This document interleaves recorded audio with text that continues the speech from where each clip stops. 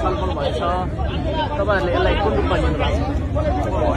त्यो राम्रो मान्छेहरुको बीच भेटघाट भयो नि भएन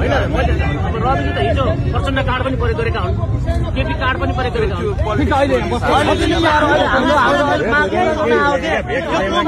मिलेर हामीलाई बाल भएन के हामी मागहरु पूरा गर्नलाई हाम्रो मागहरु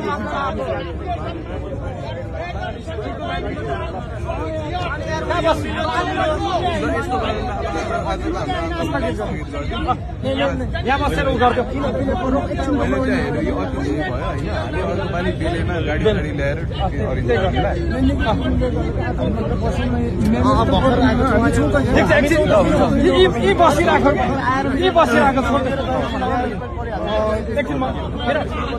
नबोलिकन चुप लाएर बस्ने वरिपरि